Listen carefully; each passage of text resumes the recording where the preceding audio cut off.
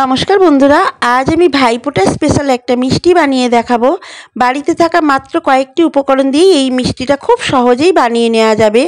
প্রত্যেকবার ভাইফোঁটায় দোকান থেকে মিষ্টি কিনে আনা হয়, একবার বাড়িতে থাকা উপকরণ দিয়ে এই মিষ্টিটা বানিয়ে দেখুন, দিয়ে ভাইদের দিন। ভাইরা বুঝতেই পারবে না যে এটা দোকান থেকে আনা নয়, এতটাই টেস্টি হয় এই মিষ্টিটার। আপনাদের কাছে অনুরোধ রইল আমার পুরো ভিডিওটি দেখার জন্য। আর ভিডিওটি যদি ভালো লাগে প্রচুর পরিমাণে লাইক শেয়ার করবেন।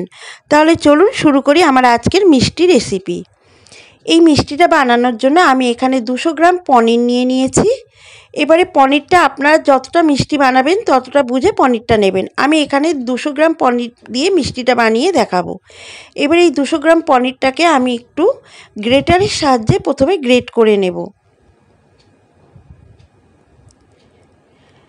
দেখুন আমার পনিরটা খুব ভালোভাবে মিহি করে একদম গ্রেটারের সাহায্যে আমি গ্রেট করে নিয়েছি। পুরো পনিরটা 200 গ্রাম পনিরটা ঠিক এইভাবে পনিরটাকে প্রথমে গ্রেট করে নিতে হবে, তাহলে মিষ্টিটা কিন্তু খেতে বেশি সুন্দর হবে। আর দেখবেন এই পনিরটা গ্রেট করার সময় যেন দলা থাকে না, পুরোটা ভালোভাবে গ্রেট হয়। এবারে গ্যাসের উপরে কড়াই বসাবেন না, যে কড়াইতে এটা বানাবেন সেই কড়াইতেই এই গ্রেট করা পনিরটা ঢেলে দিতে হবে। এখন কিন্তু গ্যাসের ওপরে বসানো যাবে না। আমি এই কড়াইতেই, এই ননস্টিক কড়াইতেই মিষ্টিটা বানাবো, তাই আমি এই ননস্টিক কড়াইতে গ্রেট করা পনিরটা ঢেলে দিলাম। এবারে এখানে দেব আমি 1 কাপের থেকে একটু কম গুঁড়ো দুধ, মিল্ক পাউডার, আর দেব 1 কাপ লিকুইড দুধ। এই দুধটা আমার আগে থেকে জাল করা ছিল, সেই লিকুইড দুধটা 1 কাপ দিয়ে দিলাম। দিয়ে এবার একটা স্প্যাচুলা দিয়ে খুব ভালোভাবে এই 3টে উপকরণ মিশিয়ে নিতে হবে। এই সময় কিন্তু বন্ধুরা গ্যাসের উপরে বসাবেন না, গ্যাসের উপরে বসানো আগে এটা করে নিতে হবে, এই মিক্সটা করে নিতে হবে। খুব ভালোভাবে মিশিয়ে নিতে হবে এই 3টে উপকরণ। দেখুন আমার খুব ভালোভাবে মেশানো হয়ে গেছে। পনির, গুঁড়ো দুধ আর লিকুইড দুধটা খুব ভালোভাবে এইভাবে মিশিয়ে নিতে হবে, যেন দলা পেকে না যায়, ঠিক এইভাবে মিশিয়ে নিতে হবে। এইবারে চলে যাব আমি গ্যাসের ওপরে। গ্যাস জ্বালিয়ে দিয়েছি, দিয়ে আমি কড়াইটা বসিয়ে দিয়েছি। দিয়ে এবারে খুব ভালোভাবে অনবরত নাড়াচাড়া করে এই লিকুইড দুধটাকে একটু ঘন করে নিতে হবে, মানে শুকনো শুকনো করে নিতে হবে। অনেক সময় ধরে নাড়াচাড়া করে এটাকে একটু একদম ঘন করে দিতে হবে। গ্যাসের ফ্লেমটাকে এই সময় আমি মিডিয়ামে রেখেছি। মিডিয়াম আঁচে রেখে এই দুধটা অনবরত নাড়াচাড়া করতে হবে। নাড়াচাড়া করে দুধটাকে একটু শুকিয়ে নিতে হবে, ঘন করে নিতে হবে। যত নাড়াচাড়া করবেন দুধটা দেখবেন একটা দানা দানা ফর্মে চলে আসবে, ঠিক এইরকম একটা টেক্সচারে চলে আসবে। দেখুন দুধটা বেশ অনেকটাই শুকিয়ে এসেছে। আরও নাড়াচাড়া করে দুধটাকে বেশ একদম শুকনো শুকনো করে নিতে হবে।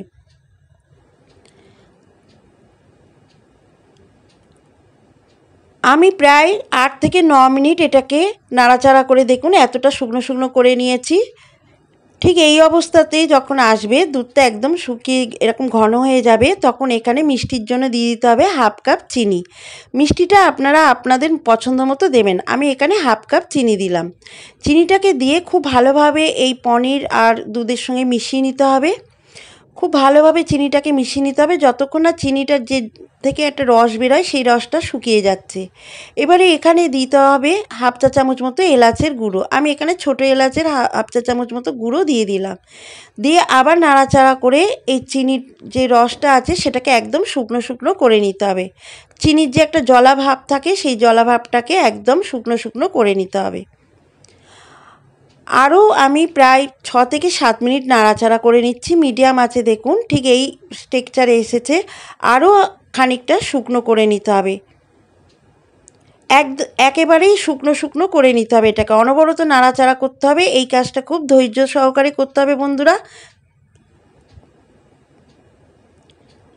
দেখুন আমি আরও 3-4 মিনিট নাড়াচাড়া করে নিয়েছি। ঠিক এই রকম একটা কালাকাঁদ টাইপের সন্দেশের মতো ঠিক হয়ে আসবে, এরকম দানা দানা দেখুন ঠিক এইভাবে করে নিতে হবে। যেমন কালাকাঁদ সন্দেশগুলো হয়, ঠিক কালাকাঁদ সন্দেশের মতো একটা টেক্সচার চলে আসবে। দেখুন বেশ একদম ঝরঝর হয়ে গেছে, একদম দানা দানা ভাব চলে এসেছে। এর থেকে বেশি আর শুকানো যাবে না, ঠিক এই অবস্থাতেই রাখতে হবে। ঠিক এরকম দানা দানা যেই চলে আসবে, একটা ভাব, জলা ভাবটা থাকবে না, যখন একদম দানা দানা টেক্সচারে চলে আসবে, ঠিক সেই সময় গ্যাসটাকে অফ করে দিতে হবে। গ্যাসটাকে অফ করে এটাকে একটু ঠান্ডা করে নিতে হবে। ঠান্ডা করে নিয়ে 1 চা চামচ ঘি আমি দিয়ে দিলাম। ঘিটা দিয়ে আবার একটু মিশিয়ে নিচ্ছি খুব ভালোভাবে। ঘিটা দিয়ে মেশানো হয়ে গেলে খুব ভালোভাবে মিশিয়ে নিয়েছি। এবারে এটাকে আমি নামিয়ে নিয়ে একটা ট্রেতে বা যে কোনো একটা পাত্রে ঢেলে দেবো। আমি এখানে একটা ট্রেতে ঢেলে দেখাচ্ছি। এই মিষ্টিটা বানানোর সুবিধার জন্য আমি এখানে একটা ট্রে নিয়ে নিয়েছি। এই ট্রেতে সমস্ত মিষ্টিটা ঢেলে নেব। বন্ধুরা, খুব বেশি যেন ঠান্ডা না হয়, এটা হালকা গরম থাকতে থাকতে এই ট্রেতে ঢেলে সেট করে নিতে হবে মিষ্টিটা। দেখুন আমি পুরো মিষ্টিটা এই ট্রেতে ঢেলে নিচ্ছি। পুরো মিষ্টিটা আমার ঢেলে নেওয়া হয়ে গেছে, আরেকটু আছে, এবার পুরোটাকেই আমি কভার করে দেব।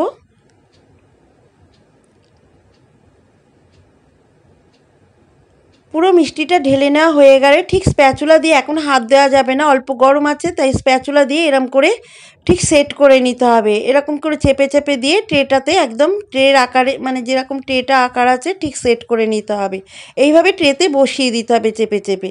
এটা বন্ধুরা হালকা গরম থাকতেই কিন্তু মিষ্টিটা এইভাবে বসিয়ে দিতে হবে।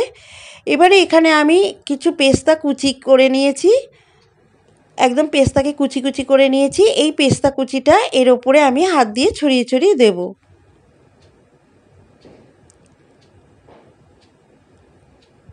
পেস্তা কুচিটা দেয়া হয়ে গেছে, দেখুন আমি হাত দিয়ে ছড়িয়ে ছড়িয়ে সমস্ত মিষ্টির ওপরে দিয়ে দিয়েছি। দিয়ে এবারে স্প্যাচুলা দিয়ে পেস্তা কুচিটাকে মিষ্টির ওপরে একটু বসিয়ে বসিয়ে দিতে হবে, চেপে চেপে একটু বসিয়ে দিতে হবে। এই অবস্থায় কিন্তু মিষ্টিটা এখন হালকা গরম আছে। ঠিক এইভাবে পেস্তা কুচিটা, আপনারা চাইলে এখানে অন্য ড্রাই ফ্রুটসও দিতে পারেন। আমার এখানে পেস্তা ছিল, আমি তাই পেস্তা দিয়েছি। এখানে আলমন্ডও দিতে পারেন। আপনাদের কাছে যে ড্রাই ফ্রুটস থাকবে সেই ড্রাই ফ্রুটস দিয়ে এটাকে গার্নিশ করে নিতে পারেন। পেস্তা কুচিটাকে দিয়ে খুব ভালোভাবে চেপে চেপে বসিয়ে দিয়েছি। এবারে এটাকে আধ ঘন্টার জন্য ঠান্ডা করে নেব।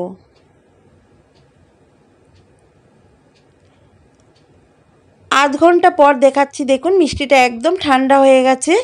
এবারে মিষ্টিটাকে আমি কালাকাতের শেপ করে প্রথমে একটা ছুরি দিয়ে কেটে নেব। প্রথমে এরকম লম্বা করে একটু কেটে নেব, ঠিক লম্বা লম্বিভাবে এরকম কেটে নেব। তারপরে এরকম আড়ে আড়েভাবে, ঠিক কালাকাত সন্দেশগুলো যেমন হয় ঠিক সেরকম আকারে করে কেটে নেব।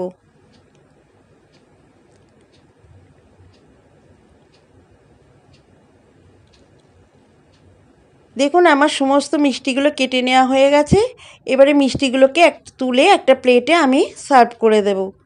দেখুন মিষ্টিগুলো কত সুন্দর দেখতে হয়েছে, একদম দোকানের কালাকাতের মতো দেখতে হয়েছে। আর খেতেও কিন্তু বন্ধুরা একদম দোকানের কালাকাতের থেকেও দারুণ হয়।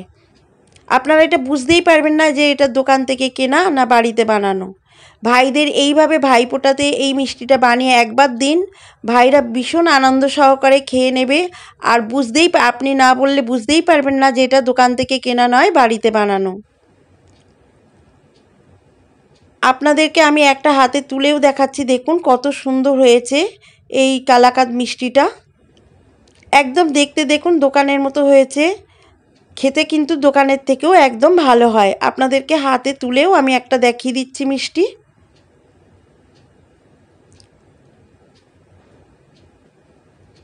এই দেখুন কত সুন্দর হয়েছে মিষ্টিগুলো, একদম দোকানের কালাকাঁদ মিষ্টি যেমন হয়। আর বন্ধুরা এটা কেউ খেয়ে বুঝতেই পারবে না যে এটা পনির দিয়ে বানানো, এত সুন্দর হয় খেতে। বন্ধুরা একবার আপনারা বানিয়ে খেয়ে দেখুন, বাড়িতে বানান, বাড়িতে না বানালে বুঝতে পারবেন না যে এটা কতটা টেস্টি আর কতটা সুন্দর। ভীষণ সুন্দর হয়, আপনাদেরকে আমি গ্যারান্টি দিয়ে বলছি যে দোকানের মিষ্টির থেকেও খেতে বেশি ভালো লাগবে। আমার আজকের এই মিষ্টি রেসিপি যদি ভালো লাগে তো অবশ্যই একটি লাইক করবেন, আর আমার চ্যানেলটিকে সাবস্ক্রাইব করে আমার পাশে থাকার অনুরোধ রইল। আপনারাও বাড়িতে বানান। বাড়িতে যদি বানান তো খেয়ে কেমন লাগলো কমেন্টসে আমাকে লিখে জানাতে ভুলবেন না। আবার ফিরে আসবো পরবর্তী একটা এরকমই ধরনের সহজ রেসিপি নিয়ে। ততক্ষণে সবাই ভালো থাকবেন, সুস্থ থাকবেন। আর আমার এই ভিডিওটি এতক্ষণ ধরে দেখার জন্য সবাইকে অসংখ্য ধন্যবাদ।